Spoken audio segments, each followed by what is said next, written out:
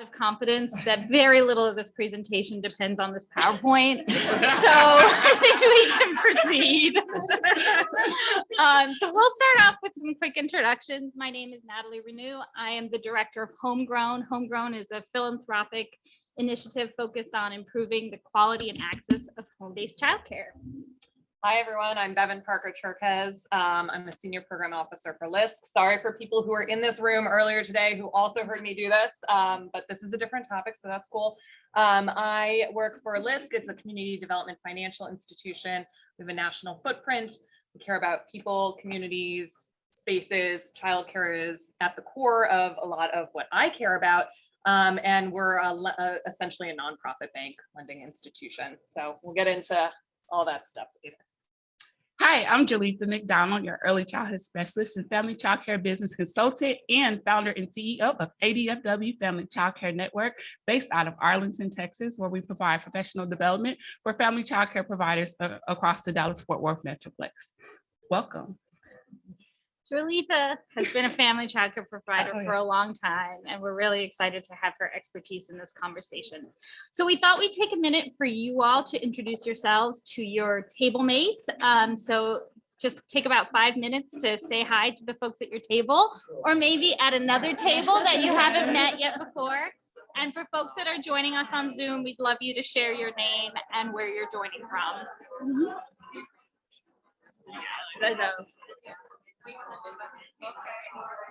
Yeah.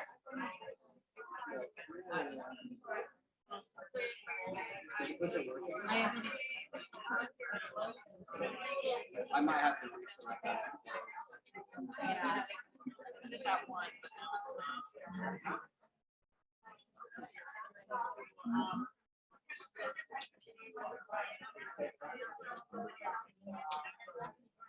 Maybe you can get rid of that. Well, maybe not. I guess not.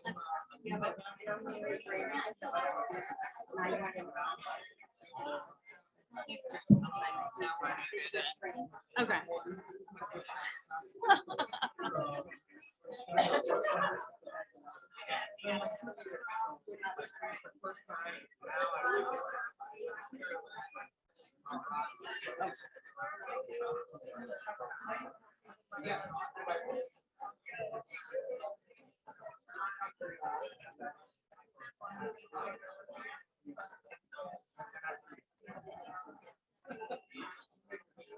It might just be, there's a little, that off switch, just make sure you don't accidentally. oh, really? No worries. We just didn't turn the thing on. No, they're seeing this. Okay. Great. All right. So you don't have to do it for fun, but yeah. I mean, you can't, if you want them to see you. Oh, no, I don't think No, so. we're good. We're good. Okay, got it. So we're set. Thank you. Awesome. Okay, let's come back together.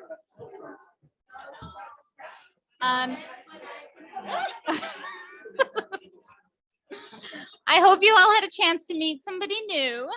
We'll have lots more opportunity for conversation. In terms of what we're hoping to do today together is to talk a little bit about the landscape and background of home-based childcare, to talk about addressing the business needs of home-based childcare providers, to talk specifically about building wealth and economic sustainability among home-based providers, and then to talk a little bit about how we do that, or how we might do that together. So that's what we're hoping to cover today. Oh, look, this is working. Awesome. So in terms of a little bit of background about the home-based childcare landscape, there are about 7 million young children under the age of 5 that are having their early childhood experiences in a home-based childcare setting. The vast majority of those children are being cared for by unlicensed childcare providers. But the scope of our conversation today is really going to focus on licensed family childcare providers, of which there are about 70,000 who care for about 1 million young children. This is also really the place where lots and lots and lots of babies and toddlers are having their early childhood experiences, but it's also the setting where we see disproportionately large percentages of children whose families work non-traditional hours, where low income Black and brown, rural families are choosing to, receive childcare services. And it's also a place where we see a lot of young children with special needs. And it's for those reasons that we are so focused on what happens in this setting and ensuring that the providers, the children, and the families that have their needs met here are well cared for. I think, part of what we're going to talk about today is not the deficits of this setting, but really the strengths of this setting and what the setting offers to children, families, and communities. And I think it's important to kind of ground in why this continues to be the largest share of the workforce in early childhood and why so many families continue to choose this type of care. And really, I think number one is the very most important piece. This is the setting that families choose because this is where they trust. There are trusted relationships between families and providers and longstanding relationships that can be intergenerational. There's often shared culture, shared values, shared child rearing practices between providers, children, and families in this setting. And this is often the most accessible form of care for many families, whether that's because they work a non-traditional schedule or because they work far away from their home and they want their child to be cared right in their neighborhood. It's also a setting that offers opportunities for siblings to stay together, for mixed age group, and for continuous care across long, often years long periods of time. And again, we know that this meets the needs, the logistical and financial needs of many families, especially those that work non-traditional hours. While the data is very hard to understand and grapple with at this point, we do have data from communities that shows that demand for this care has changed during the pandemic and that there has been an increase in demand and reliance on home-based childcare. And that has been driven by several different factors, some that are obvious, like lots of other settings were closed, but others that we think really, again, get at this core of what parents feel comfortable with, the providers that they trust, their perceptions of safety around the consistent and small group sizes that are offered in this setting, but also that this is care that really changes as families change. And in the, very dynamic employment environment, right? Whether that's working from home, working hybrid, changing your employer. This is a care that can really adjust to what families need and want as their employment changes. So that's a little bit of background. And now I'm going to sort of talk a little bit about context and some contextual factors that we think are really important as we think about the financial sustainability of providers. And I think to just sort of underscore in a way that I think is obvious to this group, but worth restating, is that caregiving cannot happen well when caregivers are stressed. Mm-hmm. And when caregivers are stressed about economic hardship, that interrupts the core of what we understand to be essential to quality, which is the relationship between children and the adults that care for them. So like that, I think, is the big picture here, but there's also things that are happening in this setting and around this setting that really are, in many cases, undermining the economic well-being of the providers here and sort of putting in tension the well-being of providers and the well-being of the system. So again, starting with the strengths of home-based childcare, we really observe, and I know that you all will enjoy spending time with Jerletha, who really embodies this, but family childcare providers are capable, they are independent-minded, and they are deeply committed to meeting the needs of children and families. And I think that has to be the North Star that we continue to go back to when we think about how best to support and serve this group of providers. And in fact, it is this commitment to families that often puts providers in a difficult position because they continue to be willing to serve families, particularly low-income families for whom the subsidy system does not fully reimburse them, or children whose parents are not able to pay, the full rate of cost because they are so committed. And again, we see this tension between the well-being of the provider and their commitment to serve, low-income families. And so while this might be controversial at this conference, there's some real tensions with what we understand to be the fundamentals of the Iron Triangle. What families want in this setting, they want small group, low ratio. They want lots of staffing. They want flexible schedules. They want to be able to come and go, at different times, on different days, at different periods in their lives. And they want a lot of customization in the experience that their child is having in the setting. And all of those are antithetical to our understanding of how to achieve efficiency, right? And really what we then see is that providers are working these incredibly long work weeks, and they are not able to maximize what they can recoup in terms of reimbursement.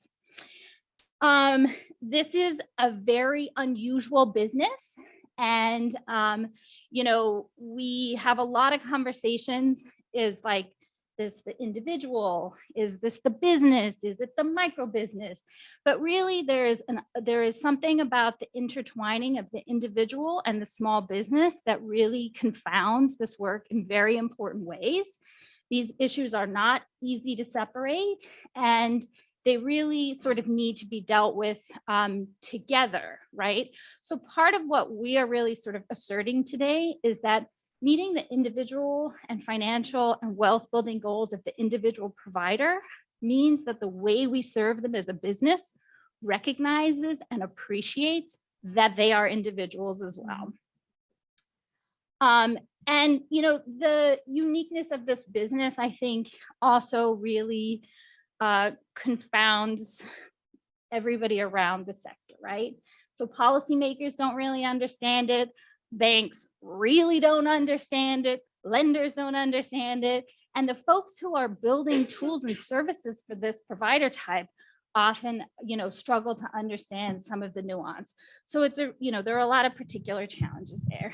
And then I would just say, we'll talk more about this, but again, this strength that this source of care offers to families is not valued in our sector as it should be.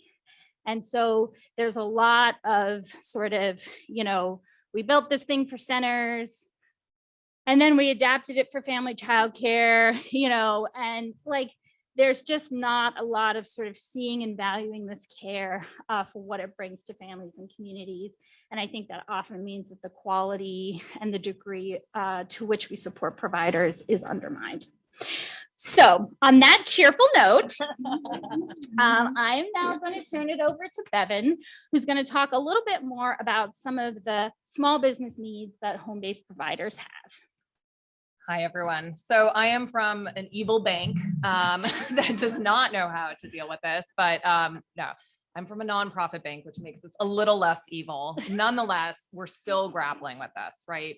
These are individuals, we call them small businesses. We don't know, a lot of these folks are working out of their own personal homes, which is like mind blowing to people, right?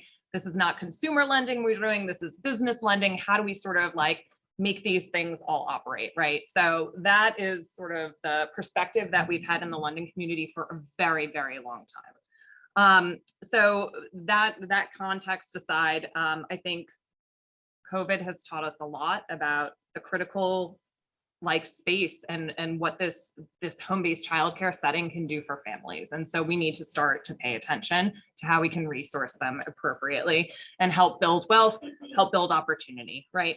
And we saw, I will say a lot of this too is like lessons learned from the pandemic in terms of getting emergency grants out, access to PPP loans, things like that. So I think it's, woeful what we've done in the past, but it's a really great time. We've learned a lot in the last few years about how we can get supports out quickly, most effectively to this group of folks. And so let's really think about how to move forward from here.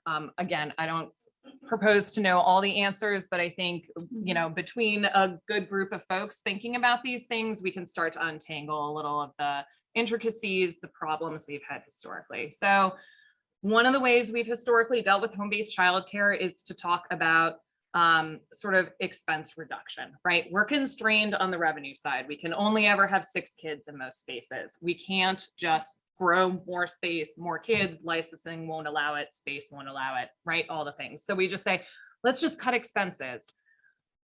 We look to shared services to help offset some of that, and it does, but that's not going to solve for everything. And then what happens, which is what happens sort of everywhere, the provider themselves does not pay them, right? I want to care for my children. I'm going to forgo giving myself the financial, profitability associated with that. And so that is no longer it's never been acceptable, but it's really not acceptable any longer. So we have to move sort of beyond that framework of just cutting back the expenses and really thinking and shifting into, again, sort of empowerment, resources, individual financial stability, and thinking about, lending opportunities, all the things that we've afforded centers for a really long time, right? There's also some things that we can be doing right around just operating dollars to the system, paying out contracts on enrollment, annual contracts, right? Like ensuring that these reimbursement rates are actually what they need to be and covering, sufficient cost of care. I know everybody knows that, so I'm going to stop there. So how do we think about sort of flipping the switch on this, right? The revenue and the resources.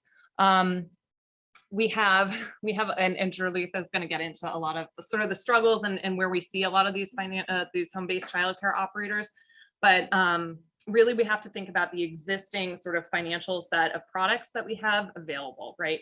Again, this is sort of like in between consumer lending or a personal lending and a business. And so often we're seeing childcare operators, home-based childcare operators sort of, with personal expenses, operating business expenses, all conflated. They go into a bank for a business loan and the banks are like, I have no idea what is going on here, right? They just won't even look at it. So how do we sort of think about either new financial products that speak more to those needs?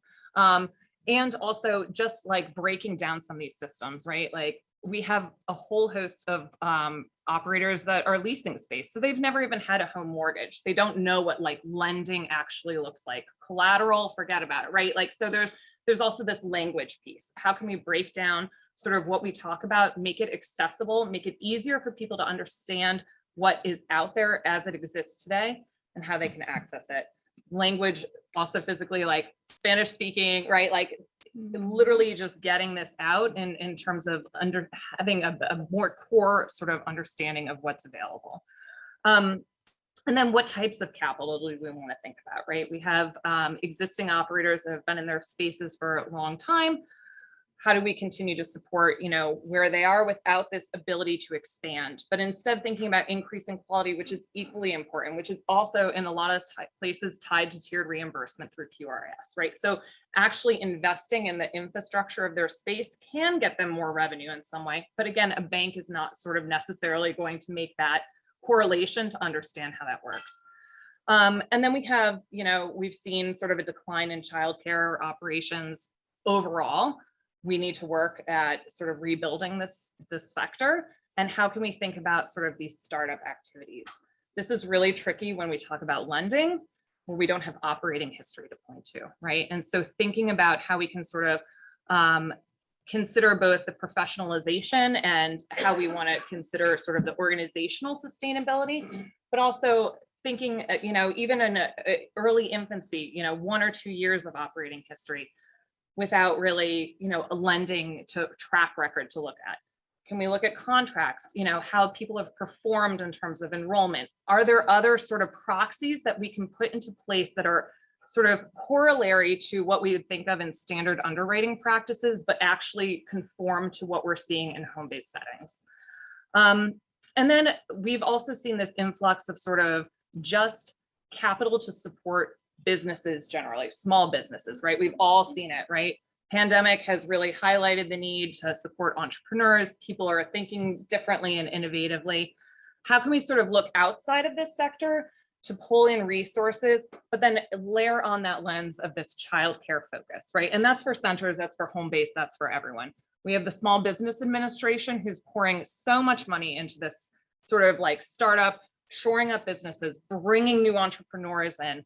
How can we get with them and really say, you can't just treat, childcare operators, individual home-based childcare operators go in and they say, I'm a small business, give me advice. And they're like, increase your revenue by adding more kids. That doesn't work, right? Like, so they come out and you're like, no, that was 3 hours wasted of everybody's time, right? So how do we like layer in some of this work and leverage these existing resources, right? Again, if we're bringing this through the SBA, can that also sort of move up to a more federal level where we're really, you know, really shedding a light on the nuance and the complexity of this, but it can be done, right? There's also sort of, so there's that SBA capital support, you know, these women's business development centers, there's the designation of women and minority owned businesses. There's support sort of, you know, even at local levels and municipalities, right? Thinking about how we can integrate childcare, individual sustainability, sort of small business effectiveness, and really think about it through that childcare net lens and layering it into the existing infrastructure. Thank you. I know that there are a lot of business experts in the room, so I want to sort of take a beat before we continue with the presentation and open it up for questions, reflections, additions, critiques, or disagreements. Also welcome. Mary, Mary. of course. So, first, Mary Brand from Children's Village in Philadelphia, and I do some business things. And anybody in this room tell me why reimbursement rates, at least in our state, are not the same for each child in family provider. Since the ratio is what drives the reimbursement rate in centers. There is no change in ratios for family providers. So does anybody know why? I mean, this is a serious question. Does anybody want to take a stab at that or share the rationale of their state subsidy rate setting process?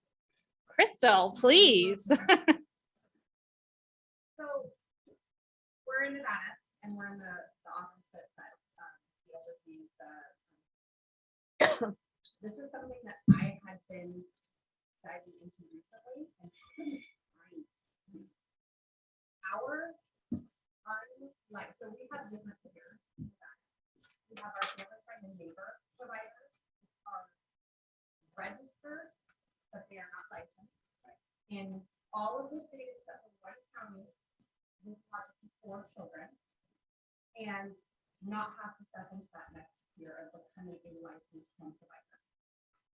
We had an outreach, we were working with homegrown. We recently had an outreach event where we had a group of providers that we did business training and support for. Forward and said, I want to be a licensed provider in my home. And I can't because I can't qualify for a home. I was turned down because I do not make enough money.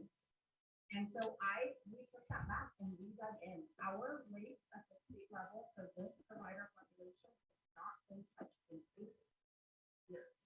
There was nothing stating how, why we had to do it. I had to dig back into people who Nevada for conception of this, say, where were those rates formulas for? It's not included with the first CPD. We have to follow the market rate survey, or we have to have an approved alternative methodology. This population doesn't fit into that. So there is literally no regulation. Every state can do it as they want. Even that. There's nothing guiding it that we can find. So what we did, and we are going to be changing this, I haven't even told you guys, we got approval from our internal administration. We are raising the rates for this population, and we are going to do it, and it's going to be 75% of the licensed home child care rate, because we do want to offer that incentive to license. But we feel like we are not creating equitable for them to pay if their rate. I'm talking about like. License provider. It's an infant, and a family provider, they get one rate, and if it's tough, they get a second. Why, if you have 6 There is individuals? it truly is going to be up to each state. And I can tell you from the state administrator, when you're coming to positions that have been passed for between different purposes, a lot of times you don't. There is no one who, and you are throwing darts. And so there is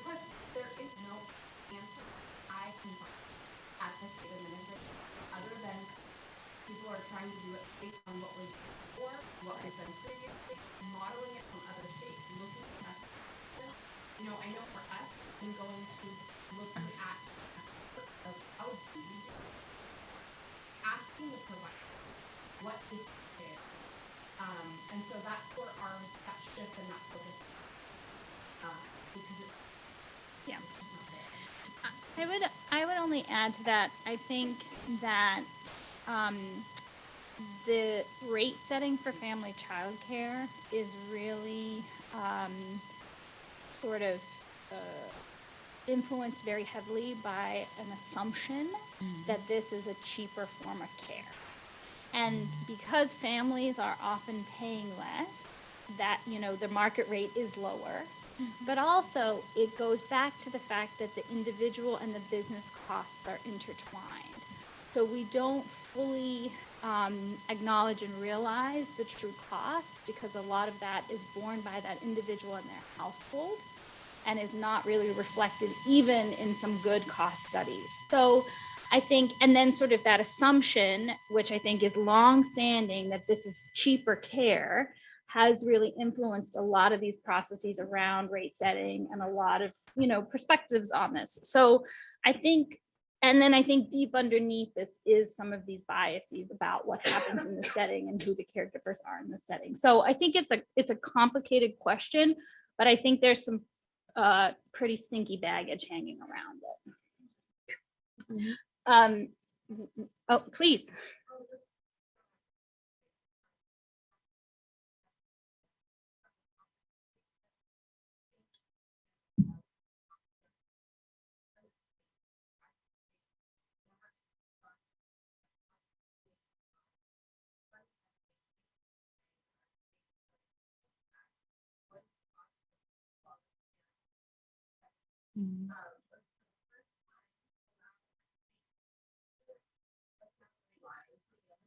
Yep. Mhm.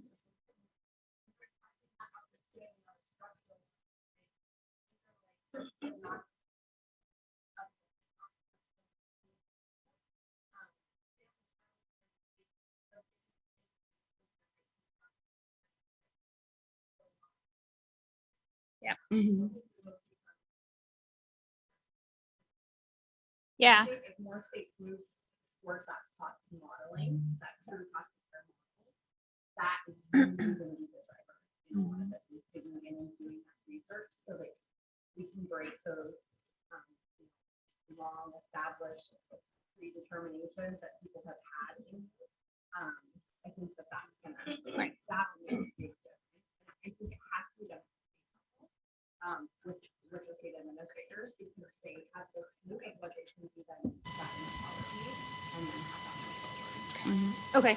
Yeah, and that is true as well in places like Washington, D.C. and in Louisiana. And, you know, in part, that true cost of care has to start to account for inefficiency, right? And the ratio is lower. There are fewer children with an adult in this setting. It is lower. So, like, we have to account for that additional labor cost. Because this is really a different business model, and sort of taking that view of the 1 to 10 ratio of preschool, even the 1 to 4 ratio of infant and toddler, still leaves something on the table here for family childcare. And I think the sort of rethinking how we model out the labor costs is a really important part of cost estimation. Mm-hmm. Thank you for sharing that, Rebecca. Any other comments or questions? Please, we're gonna ask if you don't mind talking in the microphone so folks on Zoom can hear a little better. Oh, you're gonna Sorry about regret that, that. folks I'm on Zoom. super loud already. So, so I have a comment and then a question. I did want to touch Can on you the tell us who you are before you? if I must. Carla Hofftalon, Arizona. So my comment around the Iron Triangle is we have seen that very similar, that it can be very ineffective to try to teach and coach to the Iron Triangle with family childcare. One caveat to that I would encourage is we have, other than just helping them give an overview of understanding about enrollment, we don't even touch or talk about enrollment. What we do instead is we just do cost per child first, because there is this empowerment of really helping them be empowered business owners that has been light bulb moment successful. So I wanted to answer to that. And then instead of so much about fee collection, it is having those difficult conversations, again, empowering them as business owners to collect those fees because they often don't. So that's kind of how we have embraced and tweaked, I guess, or made it effective for them. And so now they love it, right? But my question is, because I'd really love to know this, is anyone across the country doing anything or seeing this and doing anything preventatively with the housing market and the changes in housing? We're seeing in Arizona, many providers are going out of business because they don't own the property that they're doing family child care in. I'm seeing nods of head, so you're experiencing this. So either the owner is selling the property out from under them or raising the rates to a number they could not do, and then they can't find adequate housing to provide care. Is anybody doing anything preventative? Because that's the heartbreaking piece I'm seeing that I just don't have the answers for. Yeah, I'm going to touch on that. I'm going to touch on why building individual wealth and generational wealth is so important in family childcare, and why home ownership is important in family childcare. And so when I say individual wealth, I'm saying generational wealth. Why? Because family childcare providers have their own families. And that starts with self-care, right? And it starts with self-care, telling them, pouring into the provider, empowering the provider that they are important and they are worthy of the wages that they are supposed to get from their clientele. And also it starts with the language that we use for family childcare providers. We are business owners as well. And so my term for family childcare providers are family childcare executives, right? So I use that term, that's an empowering term, because they are executives of their small business, right? And so that's just how I speak to them. So that will be one of my recommendations. And also that goes along with cash flow, right? Managing your cash flow, and talk to them, have these conversations just like that. And that also goes into tax preparation as well, right? Many times in the field or in any business, we are told, oh, write off a lot of things. This is what we are told in family childcare. Oh, you're a small business, you can just write everything off. But when it's time to go purchase a home, when it's time to go purchase a car, we cannot, because we have wrote everything off and we cannot show income. And this is happening a lot in my community, women of color, right? Because we don't know. So that goes back to terminology, making sure that women are empowered and they know what their financial background looks like. They know what their financials look like, and that will help them become empowered to own those homes. And also, I always say, if you're in the family childcare business, it's important for you to own a home. There's no reason why you shouldn't own a home. Now, I do know there's barriers to that, but it's our job running these agencies and whatever government agency you run or subsidy agency you run, to provide those services or point them in the directions to provide those services. Because guess what? We are told, hey, we want you to run high quality childcare facilities, making sure that children are learning at high quality rates, right?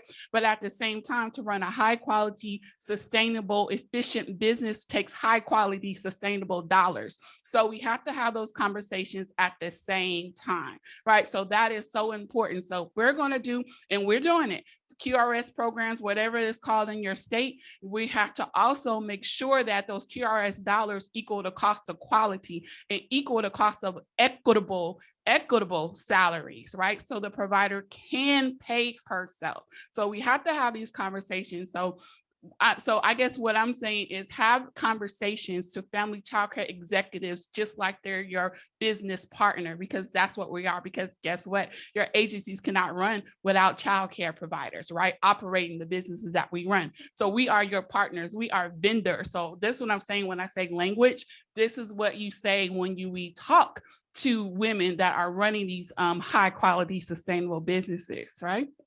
Any questions?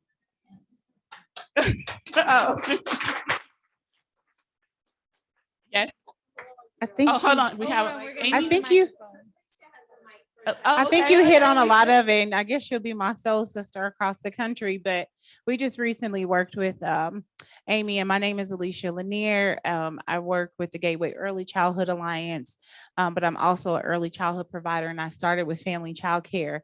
And one of my biggest things, and Amy can tell you, I push so hard on, is that we have to work with the human and not just the child care provider. Yes. I think in communities of color, we don't have wealth building strategies. So if you all have CDFIs that you can point your providers to, that's important. Those community development lenders are eager to work with small businesses, also putting them into places where they can do individual savings accounts with these CDFIs.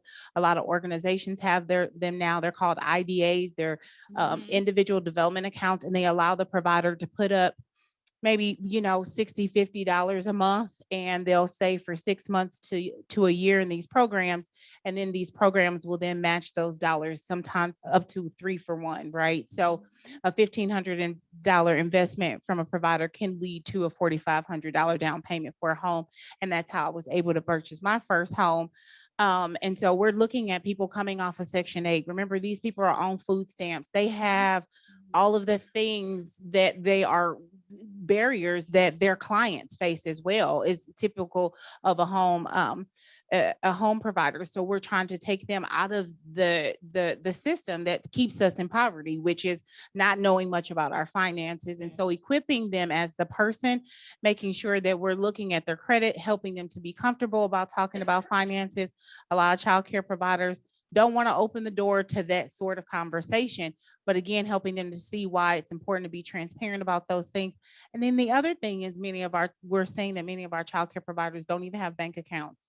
And so they're doing cash transactions, and they don't have a place to kind of land where their finances are to be able to apply for a house. So there's a lot of barriers that have to be broken through before we even get to sustainability. But I'm hopeful that if we start working with the actual person, and even in childcare centers, this is about family homes, but even our teachers and all of the educators, really working with them, just not on quality, but how do we build a quality, like how do we support a quality human before we can start having them to, build this quality system. And I think that if we work to the people and the actual person, that we'll start seeing some movement. Yeah. So thank you for what you're doing.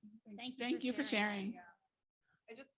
Thanks for saying CDFIs by name. That's where I'm from. but I do think the great part of that is the intersectionality of childcare and housing, right? And these are two core fundamental things that CDFIs do care about. So if we can connect, and it's not just CDFIs, it's social, it's institutions, it's municipalities, right? But the access and ability to get affordable housing, to sustain it, to stay in it, right? And that's where we are seeing, I think we're seeing some movement in some of these places through policy recommendations, but through local jurisdictions and city councils of removing eviction, fighting eviction in Philadelphia, right? We're seeing a lot of this happening, but I think it's important to remember that this is you're an individual and you're a childcare operator. So there are these cross-sector sort of pockets that you have to do. How are we connecting the dots for our providers in these communities? And how are we sort of allowing them to access these very sort of multifaceted resources? And Go ahead, Judy. also, in having providers, helping them know their numbers, right? And knowing what that means. And so as Natalie said earlier, family child care is really unique. So we provide a business from our home. So there's 2 sets of numbers that we need to know. We need to know that like the back of our head. How much does it cost to run your actual household? And how much does it cost to run your actual business? So our business just happens to be in our house. So you have to have those 2 numbers. And that will help as well once you move forward, once you get all the resources that you need to go on to home ownership and build wealth, generational wealth, right? You'll know that, and you go to the banker and you're like, hey, this is what I have. And you have it on paper. And as she said over there, you also have a bank account with your DBA name on it as well. So these are just small, minute things that family child care providers need to have as well. And it will help them with home ownership and also credit repair and debt reduction, everything that kind of go along with that. And all this conversation needs to happen kind of at the same time, not like at once, but at the same time, and talk about it and talk about it on a regular basis, not just in one workshop, on a regular basis. It has to be embedded in your curriculum for providers to know that. Thank you, Jerletha. I wanted to just return quickly to the housing questions that have been raised here. When you look at the 2012 NSECE data and the 2019 NSECE data, the percentage of home-based childcare providers that are licensed that own their homes is a huge change, from like 50% to over 75% in the latest data, which basically says it is almost impossible to operate a licensed family childcare home unless you own your home. And PS, there are way fewer licensed family childcare providers in 2019 than there were in 2012. So I think there are a lot of well-intentioned efforts to address the decline of family childcare through some of these business supports. I would argue focusing on an issue like home ownership will have way more bang for its buck. And that actually, and it sort of meets both needs, right? It secures supply within the system and it builds intergenerational wealth for providers and creates stability there. And I do think there is more we can be doing to demonstrate the credibility of renters in their financial life. So we have a provider advisor at Homegrown. She lives and works in the Bay Area. She pays $4,500 a month in rent. She has never missed a rental payment in 10 years of being a home-based provider, but she cannot get a mortgage. Like, that is criminal. She has clearly demonstrated her capacity to run a business. She has a wait list all the time, and she can put up $4,500 a month in rent without fail. But to a bank, she is not a credible borrower. And I think that is the kind of, what would it take for her rental record to be used for assessing her ability to borrow money? And that is the question for the bankers in the room to help us figure out. Please. I'm Alondria from Washington, D.C. You are awesome. Oh. You're awesome, because what we found dealing with, especially family childcare, they don't even have a business mind that they are business. Yes. And until they get that, it's gonna, here's what's going on now. You said it, greatly said. And Exactly. what we have done and what we're doing is trying to get them to see themselves as a business. And honestly, a lot of them didn't even have a budget. You're a business, you have to have a budget. Which part is your family budget and what part is your childcare budget? So these are things that we are now trying to work with them on and getting them to understand, which it's moving, but you're awesome. You're awesome. Oh, thank I don't even need to say a lot because these ladies have said so much that I wanted to say. Thank you for sharing.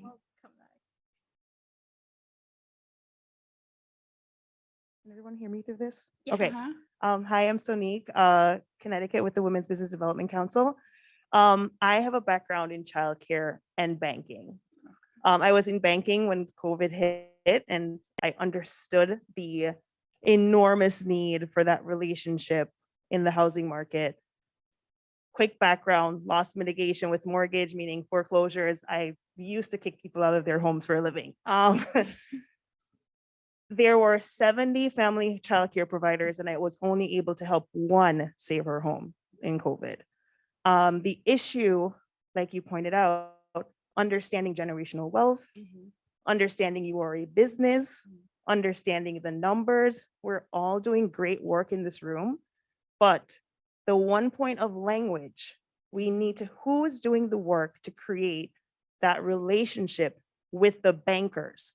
The bankers do not understand. I had to go all the way to the top and explain, this woman has a business. Someone needs to take the time out to go through her resource, her numbers, her bank account. She didn't understand any of that. They didn't understand any of that. Being able to get together and refinance her mortgage while everyone couldn't pay their mortgages for forbearances, she would have missed out on that opportunity had I not understood what childcare was, family childcare. I am screaming on the top of my lungs. This woman has a business, but as a banker, as someone who's a credit analyst, they're not seeing it that way. What are we doing together to create that language and understanding from the banker's perspective so that they understand what's the next step everyone can take together, right? It's good to educate the family home provider. She can understand a P&L and a bank statement and all that stuff. It's all great. Get her that bank account. but the banker also needs to know to come down to their level. How do I get a mortgage? Maybe not today, maybe in 10 years, but how do we implement that plan to get there? So I think we're all doing great, but who's doing that step of that community, getting the bank together with the family home providers, right? We're teaching numbers, we're understanding the DBA account, all of that. But if you can sit with your local banker, not a huge like Chase, Wells Fargo, whoever, but your local banker, local, someone that you can say in Stanford, in Tennessee, head to so-and-so bank, talk to Charles, he can handhold you through this process. This is how you save, and in 3 years, in 2 years, you can buy a home. I think we need to sort of get to the root cause of the issue and create that language and narrative so you can build that relationship with the bank, and the bank needs to understand where these women are coming from, or men, right? So I think we should all get to, who is in this room creating that conversation, creating that network. Where did you go? What bank did you work with? Can that bank help someone else? Yeah. So what we do is we invite the bank to us. So we invite the bank to our networking events and to our professional development. So we turn it into a professional development class, because that's not my expertise. I know a little bit, but when it gets to all the ins and outs of it, so we invite the bank to our workshops on a Saturday, where family child care providers can come and network and also build relationships with them. And also what we do is we go to a credit union bank, because it's easier and more friendlier as well. And so they have tons and tons of resources and a savings program. And all this is free information. And they have agents at that bank that does community building. And so we invite the bank to us. And then also, so we just do like a handoff. So that's what my organization does. So I understand exactly what you're saying. Exactly. I understand exactly what you're saying. So those are creating those partnerships on the ground, and then also handing them off. The providers are right there in the room with the actual banker. So that's what we do. I also think there's a role that systems partners can play within this, like childcare resource and referral agencies should know that there's these points of connection that need to be made, right? Like I know we've talked about, right? Like the provider and the banker coming together, right? We need to have some baseline financial stability and P&Ls and budgets together. But at the same time, the bankers need to make systems and tools and strategies that work, not, for the providers, not shoving the providers into some system that doesn't work for them, right? And so there's this way that we meet in the middle, but then there's a lot of partnership work that can happen where we're not just putting the onus on the provider to go out and seek the bank on the, let's talk about this at a larger level so that we are resourcing, we're cross-referring, we are doing QRIS visits, we're having quality coaches go in and say, this person needs help with the mortgage, they need help with a leaky roof, here's your bank, here's your, here's your local family child care alliance, right? Like these points of connection need to be talked about and really made. Yep. Great point. Thank you for sharing. Thank you. We'll get your microphone. Oh, I'm sorry. Right here, Amy. Oh. Hi there. Thank you so much, ladies. My name's Andrea Ryberg. I represent New York's CCR and ours.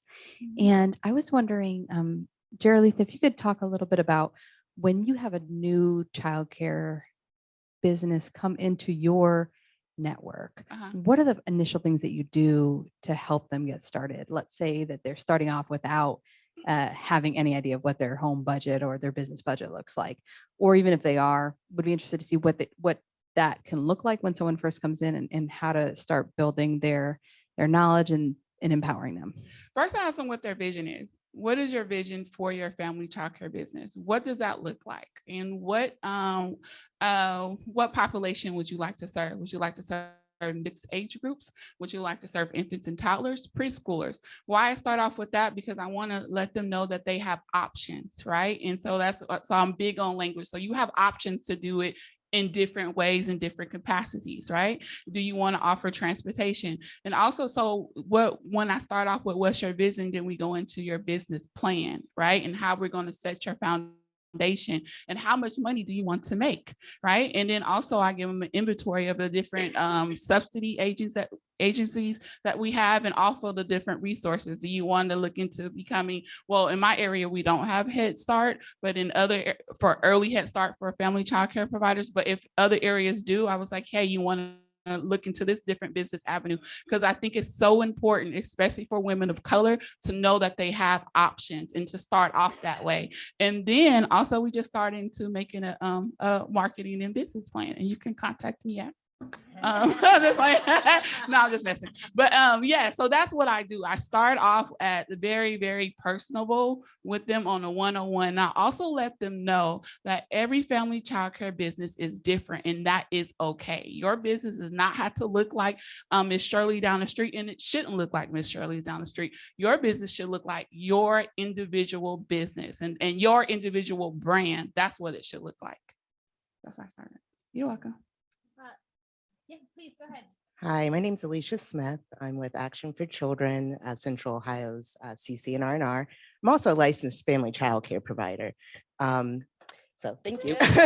Well, there are some things that I'm hearing over and over again, and I worked in licensing before, licensed a couple hundred family child care providers, and the theme with all of them, not recognizing what their business entity is, not registering for anything, registering as their own name, and not understanding the risk that that places them in financially. If anything happened, liability-wise, taxation-wise, they could lose their home just by not going out and being a sole proprietorship with an LLC, which I am, but not understanding that.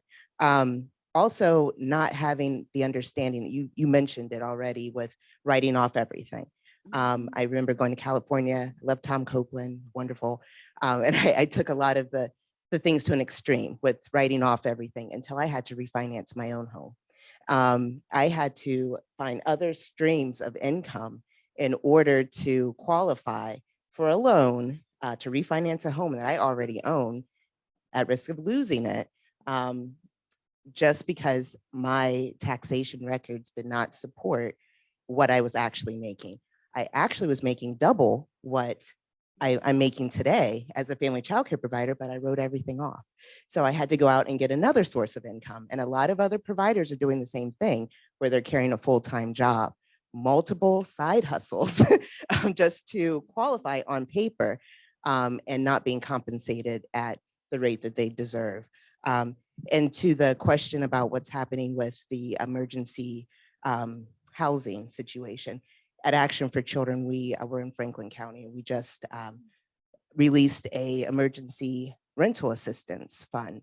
Average payment out is about $3,000 a month for early childhood educators who are at risk of losing their rental agreement because of the things that are going on now with COVID and the bounce back from that. So there are ways that we can use the funding that's available to support emergency housing, but this is just for rental assistance. A lot of the providers that I work with in licensing, even now in family childcare, aren't homeowners, and it's very hard to even find a home, and especially with the housing market just on the rise. So just being creative about ways that we can not just approach rental, but also mortgage assistance. Now, I did get my house refinanced at a lower rate, and I'm not writing off everything anymore, but having to go out and find other sources of income that a bank will actually validate as being credible enough to lend to. That was hard, carrying 3 jobs just to qualify to keep my own home. So yeah. Thank you very much for sharing that. I wanted to just underscore this point about home-based providers that have second and third jobs. Like, I think 20% of providers that I saw in a recent survey have a second job. That number gets much higher for unregulated home-based providers. But that creates instability in care. If you have to show up for your second job, that means you can't show up to care for children. And so that means again, what your consumer wants and needs from you is less assured. And so I think this piece of kind of building, the economic well-being for providers is obviously about seeing them as the individuals and the families that they are, but it also improves both the availability and the quality of care for children and families. And we have to see those as intertwined issues, that pouring into providers means pouring into children and families. Those are directly related. Thank you for sharing that. So what we're going to do, okay, we have another question. Oh, please go ahead, Patricia. Just quick comment. Patricia Dischler from Wisconsin, former family child care provider, former president of National Association for Family Child Care. And I just so appreciate comments like, I want to, let's support the quality human. And all your comments, Jerletha, about, and you as well, Natalie and Bevin, about personal, getting to know the personal provider. As someone who wrote 18 years ago a book called From Babysitter to Business Owner and tried to convince everyone in this field to stop calling us providers and call us business owners. So I'm all with you there, Jerletha, on the executive thing. And here we are almost 20 years later, we're still having the same conversation. I get really worked up about it. And I'm really excited that everybody's in here to talk about business and supporting the business owner. But I think I have to keep coming back to, like, Andrea, your question about, what do we do first when they walk in our door? Get to know the entire provider. Myself and another former NAFCC president have started doing data analysis and consulting, where we're looking at data and we're showing these programs like yours that are trying to support these providers that it's great if you come in and you say, oh, let me support the business, or you come in and you go, hey, let's help you be a great educator and buy you curriculum, but nobody's looking at everything. So, we identify that, yeah, there's business. Yes, there's educator, but we've identified a third, what we call wheel of the tricycle that moves you forward in your business. And that's personal. And we need to take a look at how that interacts with the other ones, and things like, what we're finding out is things like providers who are single household income for them. We just did a big state thing in Ohio where we identified that 50% of the providers we were looking at were single household earners. We found that of that group, they were most likely to give parents a pass on paying them and paying them on time, because they were so afraid of losing the family, because that was the only income that they had and they didn't want to risk losing that family. We also found of that group, they were also more likely to have challenging behaviors with the children, because when you're not there in full capacity, like you were just saying, Natalie, as a person, it's really hard to be there at full capacity as an educator. And all these things are interconnected. We can't talk about them in silos. So thank you for allowing a forum for that to be repeated over and over again. I really appreciate it. Thank you, Patricia. We're going to share one last slide and then we're going to continue the conversation, but sort of thought we would sum up a little bit of kind of our vision for how, we kind of move some of this work forward. So we kind of broke this up into 3 buckets: the need to change mindsets, the need to change the way we do the work, and then the need to change how we invest. I'm going to talk about mindsets. Jerletha is going to talk about processes, and Bevin's going to talk about investments. So, I think this mindset piece really does sort of start with a theme that has been raised here many times, which is not just recognizing, but celebrating the independence and autonomy of home-based providers and really respecting their vision about their learning program and about their business. Valuing and celebrating and talking about what family childcare brings to children, to families, and to communities, and really sort of creating a narrative of that value. So whether you're talking to a banker or to somebody that works in a CCR or anybody else, that value is really front and center. Confronting our center-centric views of early childhood and really setting aside some of the ideas and the baggage we carry around what is good in a center, and the fact that that may not hold and maybe is not the right way to approach home-based providers. And I think continually sort of assessing the impact of the racial wealth gap. We have to do more than just get up to basic here. We have to really address the deep disinvestment that has occurred for decades and decades around the sector of the home-based around the childcare sector, but more broadly within our society. Jerletha? Yes, and so changing a process. So every state in the United States of America has received your ARPA funding, right? And so this is time to innovate like no other. So think about that when you guys are changing your, like whatever you're doing in your organizations to benefit family childcare, think about innovation, right? And also view and treat providers as partners, not clients, and participate. Our participants of the program.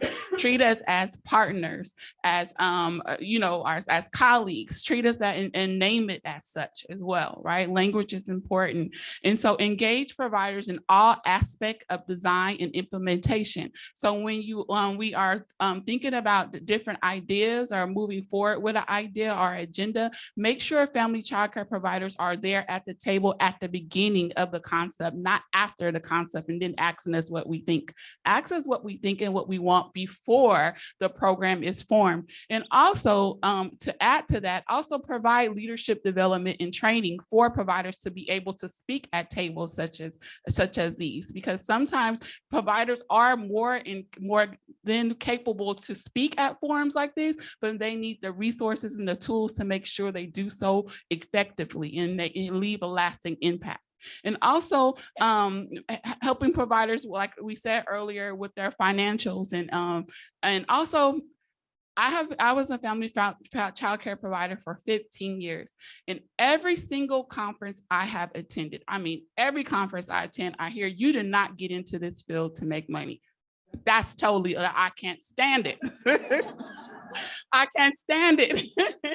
Why I cannot stand it? I understand the concept though. Don't get me wrong. I understand it, but I did get into this field to make money because I have 3 children, 2 in college and 1 on the way, right? To take care of myself. So, but like I said, I understand it. So let's say, hey, we're thinking of ways to help you with your economic mobility. Okay, so let's change those terms and those concepts, because guess what? We're helping these providers, like she said earlier, providers who are on Section 8, who are wanting to move up the ladder, because there's a lot of providers who provide care in their home who are on Section 8 housing and who can move up the ladder. I know it, and it can be done, and it's being done. So use that language for providers can move forward with their economic mobility to build and create high quality, sustainable businesses. So that way they can create generational wealth for themselves and their families, and teach their children and the children that they're keeping in their community. That's what I feel like to say about that. Yeah. So not only am I the banker, then I get to follow that. I'm just gonna say everything they said is right. We need to look at the individual. We need to understand their needs as an individual, as a business owner. We need to create systems that work for them, not fit them into systems that exist. We need to innovate. We need to take some of this money that we have and really think about piloting new activities, thinking of new structures and ways to get dollars out. I have to say, I'm really sick of this idea that family childcare can only ever get grants. They're never going to be available or able or willing to take on debt. And that's not true of anybody. And we really have to think about not just like, I think a lot of times it was like, just get the grants out and everybody will shut up, and that's not how we should operate. We need to think about how we can resource and move forward and build stability, empower people, let them know that there's no limitation to what they can do, right? And so that's as an individual, as a business owner, as a childcare operator. We pilot, we iterate, we listen to what people are saying. They're our partners, they're not our clients. What do they need? And then we go back and we redesign and we rethink and we continue. And this is okay. We can it doesn't have to be right at the start, but we got to keep going, and we have to be able and willing to go back to the drawing board and say, this isn't working. We need to reconfigure this because it's not serving our folks well, right? So, okay. I'm gonna stop there. Okay, with that, we're gonna reopen the floor. Are there any questions in the Zoom chat that we should be aware of, Amy? No. Shannon would like to make a comment or ask a question. Really appreciate all the remarks today and just wanted to make a comment in terms of moving forward where you think technology fits into the equation, just thinking about kind of the absence of documentation from a small business perspective, as well as on the capital access side, the ability to really show up for the banker in a way that looks and feels like a small business, and how we might really be able to elevate that as a priority going forward. Yeah. I mean, I think we should all answer that question because I think there are different perspectives on this, but I'll go first. I would put technology in the same bucket as efficiency, necessary but not sufficient. And I think we have to take it the next step further. So how might a staff family childcare network use data and do credit reporting that builds a record that is recognizable by a bank, right? Like we collect so much data that improves the well-being of our system that delivers so little value back to the provider. So I think it's a necessary part of the infrastructure. There's more we need to do there, but we have to take it the next step and we have to really demonstrate that it can build a credible record that out of sector players care about, or it can, like there's this concept of a financial CV, things like that. I think we have to really push in that direction. I think that's where partnerships come into play for the banking industry in particular, is understanding, right, what those, if we look at our credit box or our underwriting box, right, and we have no credit history, what are the proxies, right? I sort of mentioned this earlier. What are the proxies that we can use? And it doesn't, technology could be a great tool for that, in some systems, but also like, who are the partners on the ground? Can the bank work with the CCR&R, work with the quality coach, like sort of use those folks as part of the underwriting criteria, in addition to the individual, to say, we know they have full enrollment. We know they've had a wait list for years. We know that they've paid their mortgage or their rent in a timely manner, right? So we have to be willing to sort of take this box and crosswalk it with what we know makes sense for a home-based childcare operator. Technology could play a really great role in that, but I think that, to start, like, let's sort of just get a handle and our heads around what that individually needs to look like. But I think that's a really great, like, sort of pilot opportunity, right? Like really investigating this deeply into a community with a local credit union, with a CCR&R, with a home-based childcare network, right? And like, let's get those three together and really try and figure this out. I would say technology is important. And also with that, we need to meet providers where they are. And so a lot of providers, they may be scared of technology or fear technology because they don't know. And so it goes back down to the foundation. So implementing classes on tech savviness, and also implement classes on financials. So once those financials are inputted in the computer and they're downloaded, a provider knows exactly what she's looking at. And so when she takes the next step from her automated records that she has right on there and goes to a CPA or goes to a tax preparer or goes to a bank, she knows, and she's not, she knows what she's talking about in front of her, and she's not taken advantage of by perpetuatory loans and stuff like that. So it goes back to the basis of the foundation. So teaching technology within your family childcare business development programs. So, and why it's important. And then the different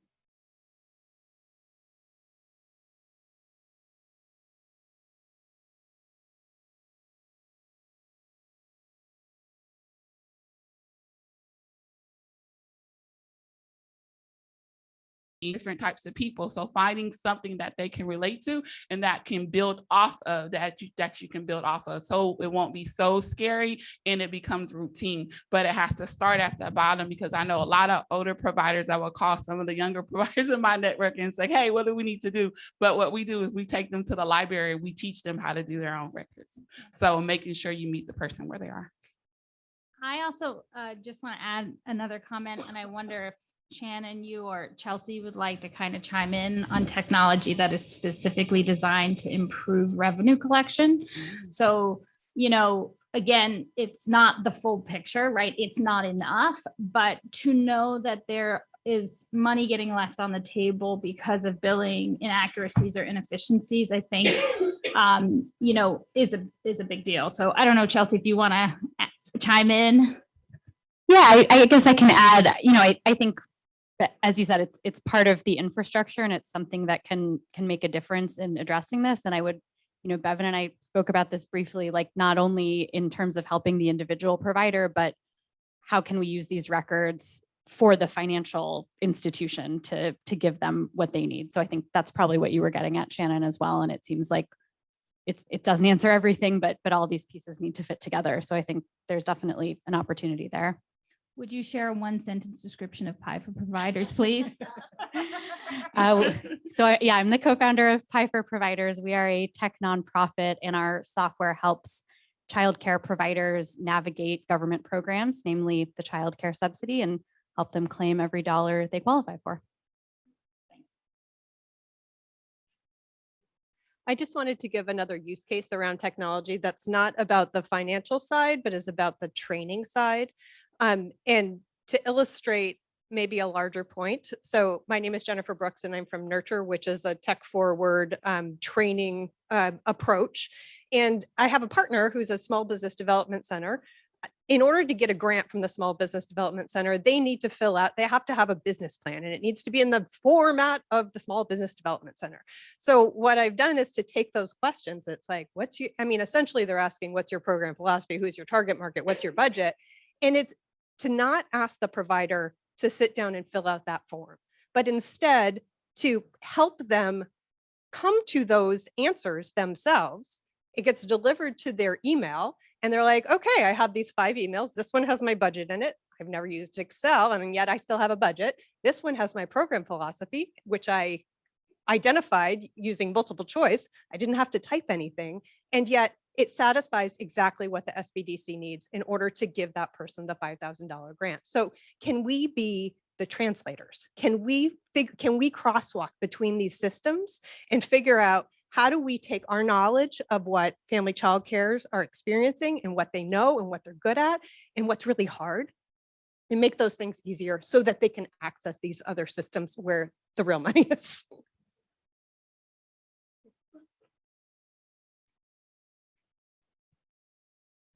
Hi, my name is Dan Harris. I'm with the Illinois Network of Child Care Resource and Referral Agencies. I'm really glad I picked this session. It's a great panel and great. I appreciate the energy of the room.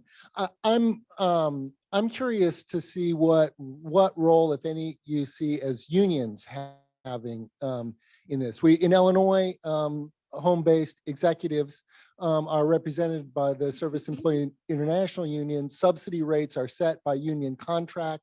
And it's been great, I think, at least from a financial perspective for the provider community in terms of getting rates up.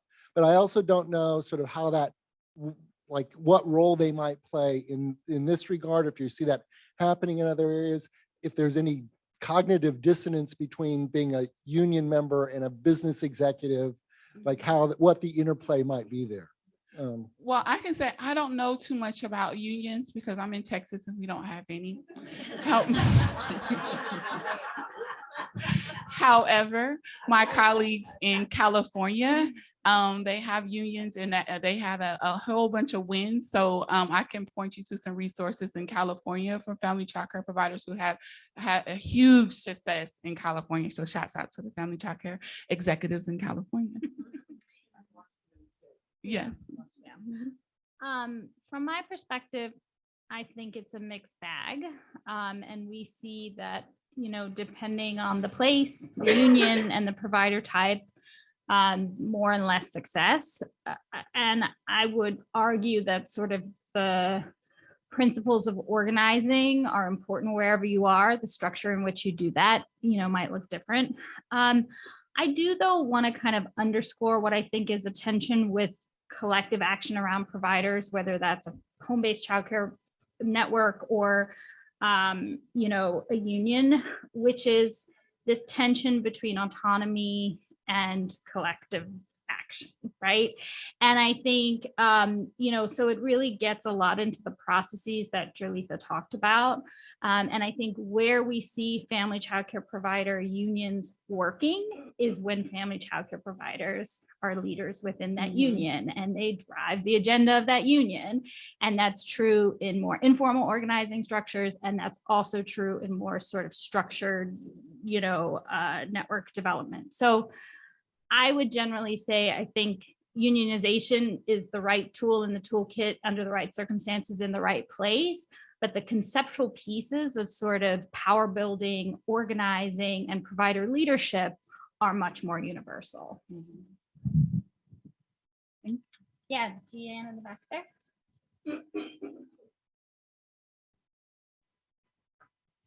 Deanne Puffer, Washington State, Child Care Aware.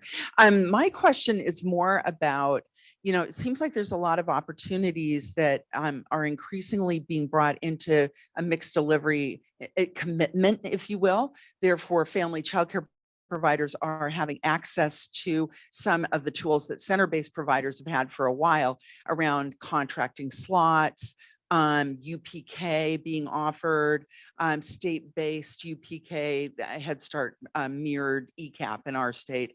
My question is, do those sorts of tools, when it comes to lending, in other words, you've got a contract that says I'm going to have income for a year, does that change the conversation in some substantive ways? And could you comment a bit on that? Because I think it's a really interesting leveraging strategy that we could support. I'm really glad you brought it up. I think for a long time when we were grappling with this family childcare piece of like not being able to like sort of technically invest in a person's home, we were trying to find ways to support it. And one of, within the absence of sort of like collateral, we used, and the bank that I used to work for used those slots and those contracts as the collateral, right? And so we can do bridge lending against that.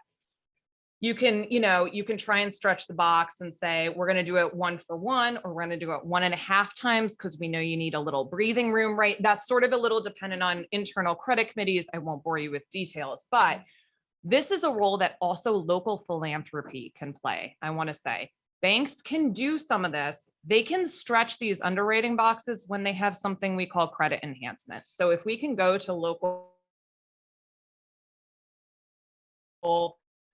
grants, things like that, banks to make some of these riskier loans. So instead of the 1-for-1, we can say, we can give you 1.5 to the 1.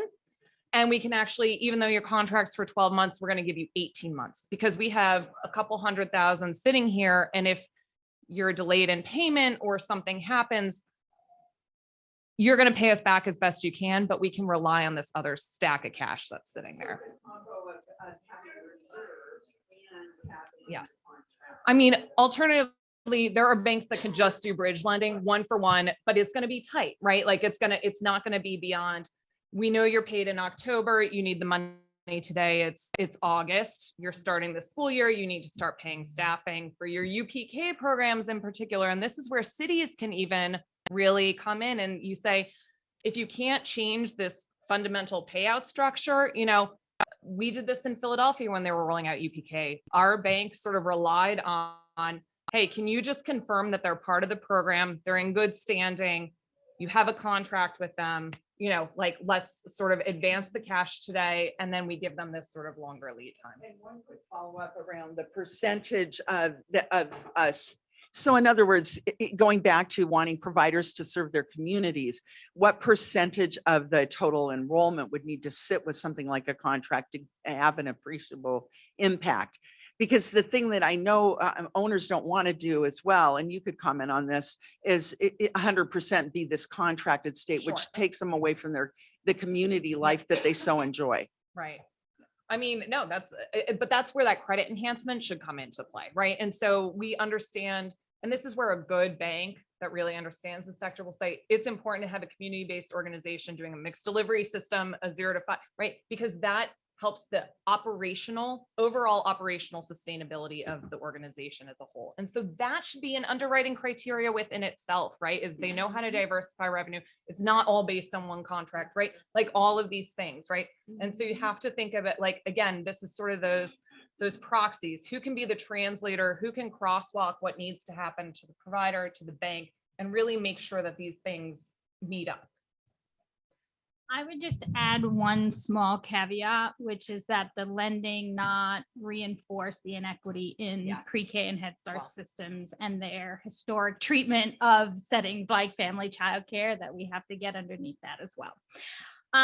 We are all out of time. Thank you all so much. I wonder if Jerletha would like to leave us with any words of advice or encouragement. Well, I just wanted to say thank you all for taking the time for come to listen to a forum about family childcare. It's about time. Not saying that, not in a bad way. I'm saying it's about time that family childcare is getting the attention that it deserves. And I'm so excited to see all of you guys here so passionate about family childcare and going back to your states and implement different programs that you guys are going to implement. And also just keep the family childcare providers in your network encouraged, right? Like what I tell family childcare providers, we are the workforce behind the workforce, and there's no economic recovery without us, right? And so I say that term to them all the time, and I have them say it because I want them to know you are a woman in business, right?